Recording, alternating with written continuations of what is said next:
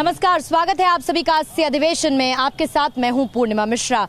TV9 Bharatvarsh की team आज आ पहुंची है उस लोकसभा क्षेत्र जो कि राजधानी लखनऊ और साथ ही कानपुर से सटी हुई है। लेकिन इसके साथ ही ये सियासी सीट इसीलिए चर्चा में रहती है क्योंकि यहां से बीजेपी मोदी लहर के समय जिस सांसद को यहां की जनता ने जिताया वो थे साक्षी महाराज, और साक्षी महाराज अपने बयानों को लेकर चर्चा में रहते हैं। एक बार जोरदार तालियों के साथ मैं आप सभी का स्वागत करती हूँ। अस्सी अधिवेशन में जनता के मुद्दे होंगे, जनता के मुद्दों पर हम सवाल जवाब करेंगे। यहाँ पर हमारे साथ मेहमानों का एक खास पैनल मौजूद है, लेकिन मेहमानों से सवाल जवाब करने का सिलसिला शुरू करें उससे पहले मैं चाहूंगी कि एक खास रिपोर्ट आप हमारी देखिए जो आपको बताएगी इस लोकसभा सीट के सियासी और जातिगत समीकरण।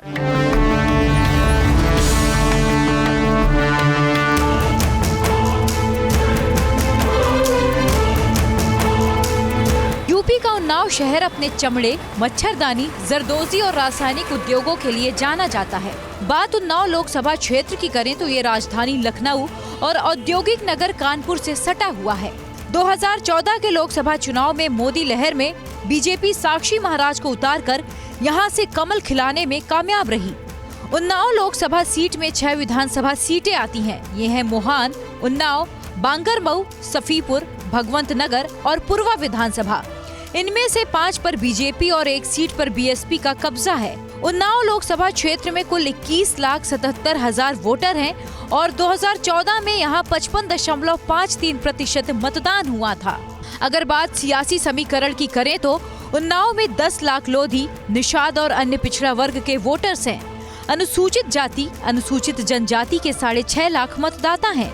वहीं क्षत्रिय और ब्राह्मण के कुल वोट 3 लाख के आसपास हैं। वहीं 1,20,000 मुस्लिम वोटर्स हैं। विकास की दृष्टि से ये जिला पिछड़ा हुआ है।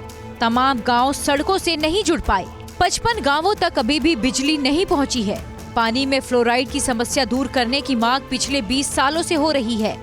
हाईवे होने के बाद भी मुख्यालय के ट्रॉमा सेंटर की सौगात अभी भी अधूरी पड़ी है।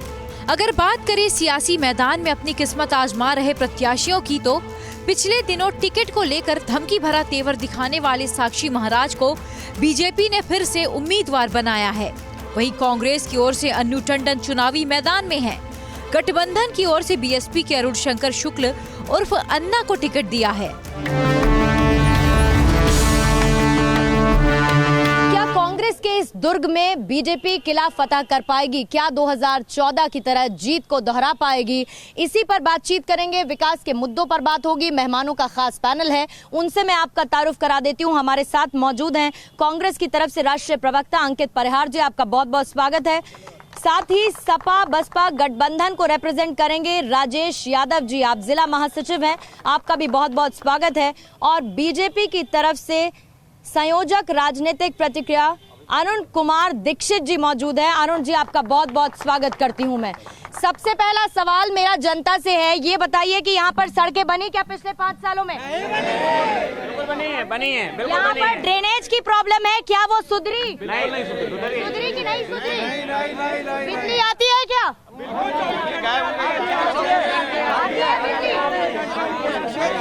जिला अस्पताल यहाँ पर बढ़िया है कि नहीं है? बढ़िया है, बिल्कुल बढ़िया है। चलिए, तो मैंने 4 मुद्दों की बात कर ली। 4 मुद्दों में सबसे पहला सवाल जो मेरा बनेगा सर, वो ये बनेगा कि साक्षी महाराज ने तो साफ कह दिया था कि मुझे टिकट चाहिए तो यहीं से चाहिए।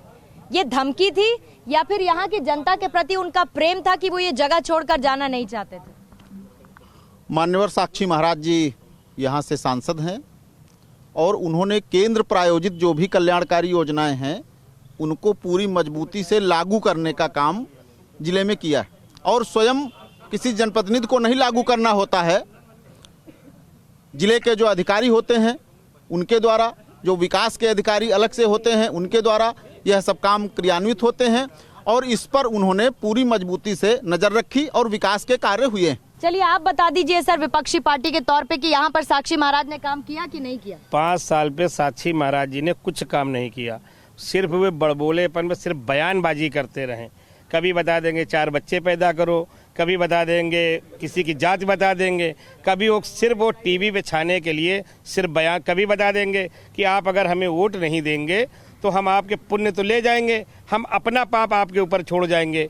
सिर्फ साक्षी महाराज बयानबाजी करते रहे और पूरे साल उन्होंने किया कुछ नहीं। इस बार उनकी जमानत जब्त होने वाली है, उन्नाव से वापस जाना है। इस जगह को मैं अगर कांग्रेस का दुर्ग कहूं तो गलत नहीं होगा। 9 बार यहां से आपके सांसद चुने गए। मुझे ये बताइए कि अब जनता क्यों ऐसा हो रहा है कि जनता कांग्रेस को मौका नहीं दे रही है? 9 बार तो जीत दर्ज की, लेकिन उसके बाद ऐसा लगता है कि मोह भंग हो गया यहाँ। नहीं, आपने ये बात किस आधार पर कही मैं समझ नहीं पा रहा हूँ कि आप ही से समझना चाह रही हूँ मैं इसलिए इसीलिए मैं आपको समझाना चाहता हूँ कि 2009 में आखिरी बार यहाँ पर कांग्रेस का सांसद चुना गया था और वो छोटे मोटे मार्जिन से नहीं था, वो 3,02,000 वोटों के मार्जिन से कांग्रेस का सांसद चुना गया था। मैं कह सकता हूँ कि उन्नाव कांग्रेस का दुर्ग था और 2019 के इस महासंग्राम में, लोकतंत्र के महापर्व में, अनु टंडन जी के नेतृत्व में, राहुल गांधी जी के नेतृत्व में एक बार फिर से उन्नाव कांग्रेस के दुर्ग के रूप में स्थापित होने जा रहा है। ठीक है, यानी कि महिला उम्मीदवार आपने उतारी है। मैं आऊंगी सर, अभी और बातचीत करेंगे। महिला उम्मीदवार आपने उतारी है। आप कह रहे हैं मतदान का ये महापर्व है और उसमें लोग अपनी सूझबूझ से फैसला लेंगे विकास के आधार पर कि कितना काम हुआ। आप मुझे ये बताइए, साक्षी महाराज ने काम किया यहाँ पर? साक्षी महाराज ने कुछ काम नहीं किया। साक्षी महाराज ने गांव गोद लिया था, उसमें कोई भी विकास नहीं हुआ, कुछ भी नहीं किया। मतलब गोद लिए गांव में भी कोई विकास नहीं हुआ। उसकी हालत पहले से ज्यादा बदतर हो गई है। सड़क बनी यहाँ पर? नहीं। बिजली आती है? नहीं आती है। गांव तक भी नहीं पहुँचती है? नहीं, गांव में मैंने सुना बड़े गांव है यहाँ पर, वहाँ बिजली नहीं पहुँचती। नहीं, मैं खुद गांव में रह रहा हूँ। आती है बिजली? नहीं आती है। आप बताएं। नहीं आती, बिल्कुल नहीं आती है, बल्कि सड़कें गड्ढा मुक्त की जगह गड्ढा युक्त हो चुकी हैं। गड्ढा युक्त सड़कें। आप बताइए कि सड़कों पर चलते हैं तो गड्ढे ज्यादा महसूस होते हैं या सड़कों पर काम हुआ? 1-2 सड़कों को छोड़कर बाकी सारी लगभग सड़कें ठीक हैं। ये बात जरूर है कि कुछ सड़कों पर अभी काम होना बाकी है। और बिजली आती है, जो लोग हमारे मित्र कह रहे हैं बिजली नहीं आती, बिजली आती है, लेकिन यह है कि अगर फॉल्ट हो जाएगी तो स्वाभाविक सी बात है कि वहाँ बिजली की कुछ ना कुछ दिक्कतें हो जाएंगी अगर फॉल्ट हो जाएगी। आप किधर रहते हैं? मैं आवास विकास क्षेत्र में रहता हूँ और जहाँ की ये बात बता रहे थे अभी मेरे साथी, दही चौकी में मेरी भी इंडस्ट्री है और दही चौकी क्षेत्र के ये भी लोग रहने वाले हैं। वहाँ 24 और लाइट आती है। उस इंडस्ट्रियल एरिया आती है, लेकिन ग्रामीण में नहीं आती। ग्रामीण में नहीं आती है। ग्रामीण में नहीं आती है। आपको समझा रही थी। ग्रामीण में नहीं आती है, इंडस्ट्रियल एरिया में आती है। एरिया में बिजली आती है, लेकिन वहीं से लगा हुआ है। में बिजली आती है कि नहीं? इनका जो क्या होता है सर? नहीं, जो ये लोग बता रहे हैं उनके एरिया से लगा हुआ है। तो राजधानी के जो ये भाई साहब ने कहा कि रोडें नहीं बनी है, मतलब 1-2 रोडें छोड़ करके जनपद की सारी रोडें गड्ढा युक्त हैं। कोई गड्ढा मुक्त रोड नहीं हुई है। और अगर कोई गड्ढा मुक्त रोड हुई हो उसका नाम लेकर के ये बताएं। हाँ बोलिए, क्या कह रहे थे आप? छाया में बैठे हैं आप, बड़ी धूप लग रही लगता है आपको। मैं सिर्फ राष्ट्रीय प्रवक्ता कांग्रेस से एक सवाल पूछना चाहता हूं मैडम, कि ये इतना बता दें, जो ये सेना पर सवाल उठा रहे हैं कि आपने स्ट्राइक करी और उसका सबूत मांग रहे हैं, तो इनको किस तरह का सबूत चाहिए? सबका साथ सबका विकास के जो कार्यक्रम भाजपा सरकार ने दिए थे वो धरातल पे उतरे हैं और यहाँ की जनता ना देख पाए, ना समझ पाए, ये इनका दुर्भाग्य है। ये सरासर झूठ बोल रहे हैं। इनको विकास नहीं दिखाई पड़ेगा। ये ठगबंधन के लोग हैं, इनको विकास नहीं दिखाई पड़ेगा। यहाँ बहुत विकास हुआ है। मैंने सुना यहाँ पर 55 गाँव ऐसे हैं यहाँ पर बिजली अब भी नहीं पहुँची है। 60 साल से जहाँ एक गाँव में नहीं पहुँची थी, तो यहाँ 55 गाँव केवल बचे हैं। 10,000 गाँव है यहाँ के, 10,000 गाँव है, 10,000 गाँव जहाँ पे 55 गाँव बचे हैं। 60 साल से कितने गाँव में गई बिजली? एक नंबर का विकास हो रहा है। इतना किसी भी सरकार में विकास नहीं हुआ जितना भाजपा में हो रहा है। तो वैसे भी कहते हैं ना, खाऊंगा ना खाने दूंगा, तो 2 नंबर की तो बात ही नहीं होती है ना? जी बिल्कुल। तो इस बार फिर से मोदी सरकार बननी है, ये तय है। जैसे भैया ने कहा कि विकास हुआ, हम बीजेपी के प्रवक्ता से पूछना चाहते हैं उन्नाव में कितना विकास हुआ और कितने लोगों को नौकरी मिली? विकास दिख नहीं रहा। अगर विकास हुआ सीधे पूछ लेती हूँ, कितना विकास हुआ, कितने लोगों को नौकरी मिली, उनका जवाब दे दीजिए। किसी सांसद का, विधायक का व्यक्तिगत काम नहीं होता। आपका प्रश्न ही ठीक नहीं है। मेरा प्रश्न कैसे गलत है? चलिए ये एक्सप्लेन। किसी भी सांसद का व्यक्तिगत कोई काम नहीं होता। व्यक्तिगत क्या काम होता है? व्यक्तिगत कोई काम नहीं होता। जो काम होता है वो जनता का काम होता है। जो सरकार काम होता है जनता का काम होता है, लागू करवाता है। और सांसद ने यहाँ पर सांसद अपना काम कोई नहीं करता। अपना काम सांसद कोई अपना काम नहीं करता है। नहीं करता है क्या? अगर किया है तो श्राप फिर क्यों देते घूम रहे? अगर इतना कॉन्फिडेंस है उनको तो वो श्राप दे रहे हैं कि जो वोट उनको नहीं देगा उसको श्राप दे देंगे, भस्म हो जाएगा वो। आपने बहुत सही सवाल पकड़ा। सांसद जी ने जब काम किया हो तो हमारे भाई साहब बताएं। सांसद जी ने तो सिर्फ ये काम किया जब वो चुनाव लड़ने आए यहाँ 2014 में, तो उन्होंने कहा कि जिस दिन मैं सांसद बनूंगा उन्नाव में जितनी भी ये फैक्ट्री हैं, स्लॉटर हाउस, मैं उनको तत्काल प्रभाव से बंद कराऊंगा। और जब वो सांसद बन गए तो उन्होंने 5 साल में 3 स्लाटर हाउस और उन्नाव में खुलवा दिए। सांसद में अंतर होता है, सांसद की कार्यशैली और सांसद की मंशा में अंतर होता है, सांसद की मानसिकता में अंतर होता है। जिस सांसद को लगाव होगा अपने क्षेत्र से वो काम करने के बारे में चेतेगा, सोचेगा। प्रवासी सांसद जो आता है केवल वीकेंड सांसद के रूप में पहचाना जाता है, जो उस महीने में 2 बार उन्नाव की धरती पे आएगा। आज मैं दावे के साथ कह सकता हूँ सांसद जी 5 साल के अंदर इस क्षेत्र के मुश्किल से 1% गाँव में विजिबल रहे हैं। पूछ लेती हूँ, सांसद साहब दिखते हैं क्या? एक इलाका है यहाँ पर सर, शुक्लागंज है कि नहीं है? वहाँ पर सीवर लाइन है क्या? नहीं है वहाँ सीवर लाइन है, वहाँ पर सीवर लाइन नहीं है। मुख्य प्रॉब्लम मैडम ड्रेनेज की मुख्य प्रॉब्लम है। यहाँ पे 29 तालाब थे शहर में, 29 तालाब थे, वो सब विलुप्त हो गए हैं, सब भूमाफियाओं ने पाट दिए हैं। मैम चौकीदार बनने को और पकौड़ा बेचने को बुरा मानते हैं क्या? बिल्कुल मानते हैं बुरा। जो बच्चा एजुकेशन करके एमटेक बीटेक करने के बाद में वो क्या पकौड़ा बेचेगा? माँ बाप क्या खून पसीने की मेहनत से जो कमाई से उसको पढ़ा रहे हैं, तो क्या वो आगे चल के पकौड़ा बेचेगी, चौकीदारी करे? अगर मोदी जी अपने आप को चौकीदार बताते हैं तो चौकीदार की तनख्वाह 20,000 क्यों नहीं करते? लेकिन भारतीय जनता पार्टी को एक स्थानीय नेता नहीं मिलता है जिसको वो यहाँ चुनाव लड़ा सके। साक्षी महाराज को एटा से लाते हैं, चुनाव लड़ा देते हैं। वो साक्षी महाराज जो फेसबुक पर खुलेआम लिखते हैं कि 29 अप्रैल तक उन्नाव के प्रवास पर रहूंगा, यानी 29 अप्रैल के बाद निकल लूंगा, सिर्फ 29 अप्रैल तक चुनाव लड़ने के लिए आए हैं। तो ऐसे सांसद को हम क्या सांसद बना करके करेंगे? ये बताइए, अगर वो कहते हैं कि आपके जो सांसद साहब हैं उनका शनिवार का दिन फिक्स है, उधर भी वो कह रहे थे वीकेंड सांसद हैं, वो अगर वीकेंड सांसद हैं तो डेली बेसिस पे क्या कर पाएंगे? वैसे तो आप कह रहे हैं सांसद जी कुछ डायरेक्टली नहीं करते, पर चलिए ठीक, बता दीजिए, अगर बाकी दिन रहेंगे तो अच्छा रहेगा। अपने जनपद के और विभिन्न जनपदों के भी जनप्रतिनिधि कोई ना कोई दिन तय करते हैं कि एक दिन वो जिला मुख्यालय पर या तहसील मुख्यालय पर कहीं पर मिलेंगे और लोगों की समस्याएं सुनेंगे। अन्य लोगों से भी भेंट करेंगे, प्रशासनिक अधिकारियों से बात करेंगे, अन्य लोगों से बात करेंगे। तो इसमें कठिनाई क्या है अगर वो शनिवार को मिलते हैं? ठीक है, आपको कोई कठिनाई नहीं है, वो उसमें शनिवार को मिलते हैं। मैं यही बात पहुंचा देती हूँ।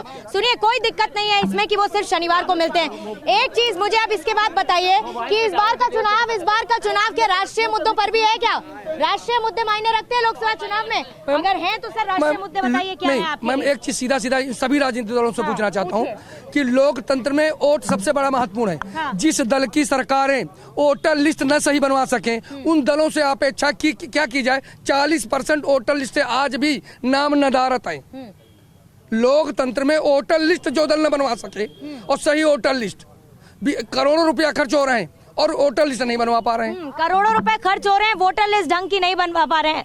लोग पहुंचते हैं वोट डालने तो नाम ही नहीं होता उनका। आपको भी जानकारी है, आप जहाँ की भी रहने वाली हैं, कि आपको एक फॉर्म भरना होता है, चाहे ऑनलाइन फॉर्म भरें चाहे ऑफलाइन। कि अब तो वोटर कार्ड घर घर जाकर बनवाने लगे। नहीं, सुन लीजिए, मेरी जानकारी सर आप बहुत दुरुस्त कर रहे हैं, लेकिन मुझे बड़ी तकलीफ है, आपकी जानकारी दुरुस्त नहीं है। नहीं, मुझे बड़ी तकलीफ है। एक मिनट रुक जाइए। बनता है या नहीं बनता है? फॉर्म लेके घर पे आते हैं या नहीं? वोटर कार्ड बनता है कि नहीं बनता है? प्रक्रिया है कि नहीं है? नहीं, प्रक्रिया होगी, लेकिन उन्नाव में आज तक की कोई नहीं, उन्नाव में आज तक की कोई नहीं आया मैडम। ठीक है, चलिए मुझे राष्ट्रीय मुद्दों पर फटाफट से बताइए, इस बार राष्ट्रीय मुद्दे हैं क्या वोट के लिए? वोट के लिए राष्ट्रीय मुद्दा यहाँ पे कुछ नहीं, भाजपा के पास खाली एक मुद्दा है, राष्ट्रवाद। ये दिखाना चाहते हैं, बाकी सब राष्ट्र विरोधी हैं और हम ही राष्ट्रवाद हैं। ये राष्ट्रवाद की बात करते हैं। अगर इतने बड़े राष्ट्रवादी मोदी जी हैं तो इनके खिलाफ एक सैनिक क्यों चुनाव लड़ रहा है? ये जो चौकीदार और मैं चौकीदार चोर दोनों लोगों से आग्रह कर रहा हूँ। पूरी भारतवर्ष को पूरा विश्व देख रहा है। हमारे यहाँ के आदर्श, हमारे यहाँ की मैनरिज्म, इस पूरे दुनिया में इसकी लोग वो चर्चा करते हैं। हिंदू धर्म की बहुत वो करते हैं, जो हिंदू धर्म के यहाँ अनुयायी हैं, कि हिंदू धर्म को सब लोगों ने कॉपी किया है, वो एक मुख्य धर्म का आधार है। आप क्या संदेश दे रहे हैं कि हमारे प्रधानमंत्री को चौकीदार चोर क्यों कहा जाता है और वो स्वयं क्यों चौकीदार बोलते हैं? ये इस बहस को क्यों लाया गया है? इसमें बीजेपी भी जिम्मेदार है, कांग्रेस भी जिम्मेदार है। 23,000 जो युवाओं की नौकरी चली गई जेट एयरवेज के, और वो मोदी जी कहते थे कि जो है ना, हम ऐसा दिन लाएंगे कि चप्पल पहनने वाला भी व्यक्ति जहाज से चलेगा। आज वही पायलट लोग चप्पल पहनने मजबूर हो गए। रोजगार छीन लिए हैं। देने के बजाय इन्होंने 2 करोड़ युवाओं को रोजगार देने का वादा किया था, उसके बजाय इन्होंने छीना है रोजगार। काला धन जो भी लाएगा हम उसकी सरकार बनाएंगे। राहुल गांधी काला धन लाएंगे, हम उन्हीं की सरकार बनाएंगे। ठीक, यानी कि जो किए गए वायदों को पूरा करेगा उनकी सरकार बनाई जाएगी। लेकिन उसके बावजूद यहाँ पर जातिगत समीकरण फिट होते हैं या नहीं, या फिर विकास के नाम पर लोग इस बार अपने प्रत्याशी का चयन करते हैं, ये देखना होगा। मेरे साथ फिलहाल 80 अधिवेशन में यहाँ से इतना ही। पहुंचेंगे किसी और लोकसभा क्षेत्र, जानेंगे वहां पर जनता का रिपोर्ट कार्ड।